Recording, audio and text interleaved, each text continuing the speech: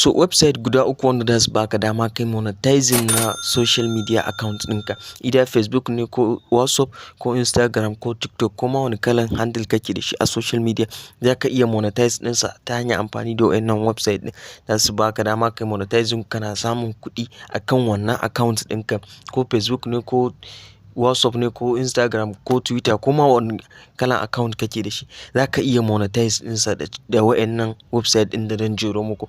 Wanda a ƙarshen wannan bidiyon zan gaya muku wanne ne ya kamata ka yi amfani da shi, the best one wanda za ka fi samun kuɗi a cikinsa. So don haka ka tsaya ka kalli wannan bidiyon tun daga farko har ƙarshe. An kar ka manta ka danna mana alamar subscribe, sa'annan ka danna alamar notification bell din nan ka zaɓi all, wanda daga zarar mun ɗaura sabon bidiyo da asa. Sai na farko shine MONETAG. So MONETAG zai baka dama kai monetize na traffic ɗinka da ko account ɗinka na Facebook ne ko na Instagram ne. Kawai just abin da za ka yi shine da ka shiga kai sign up a MONETAG. Bayan ka yi sign up kai creating account kamar da kuke ganin da ka yi filling ɗin saka sa username ɗinka da sauran information da suke buƙata. Bayan ka cike shi da ka shigo, idan ka shigo kamar haka za ka zo inda aka saka direct link ɗin nan, so za ka danna kansa button ɗin nan. Idan ka je da ka yi creating na new direct link, bayan ka yi creating na direct link za ka zo cikin Bitly, za ka je Bitly website ɗin su kai shorten na wannan link ɗin.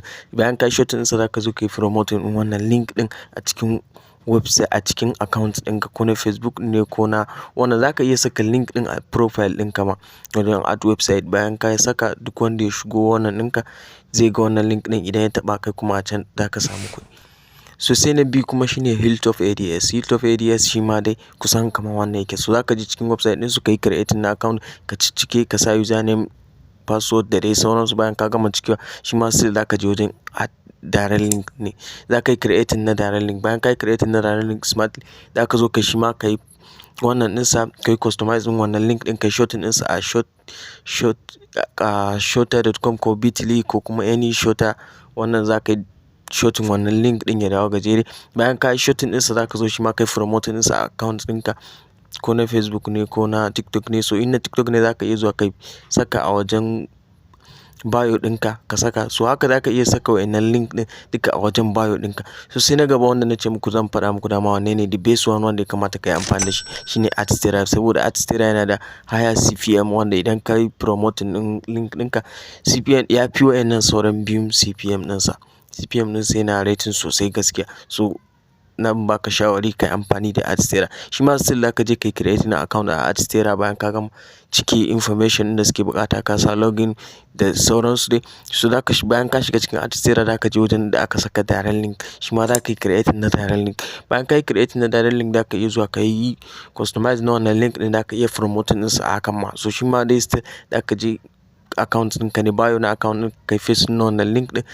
Bayan ka je Bitly kenan ka yi shorten ɗinsa, za kuma ka iya zuwa ka yi promoting ɗinsa ta posting, ka yi posting ka saka link ɗin a sama ka ɗan yi wani bayani, ko da ba ka yi bayani ba ka yi pasting na link ɗin a sama. So duk wanda ya taɓa wannan link ɗin ya kuma da ka samu kuɗi. Ka yi promoting ɗin, ka yi monetize na account ɗinka kenan na Facebook ko ma na wannan. Kaga ta wannan account ɗinka zai fi a ce kana ta posting a banza, za ka ga kana samun kuɗi a cikinsa. So haka za ka iya monetize a WhatsApp ma, ta WhatsApp group ko status ɗinka ko dai ta contact ɗinka kana tura musu. To a nan bidiyon mai zo ƙarshe kar ku manta da follow, like and share. Gode.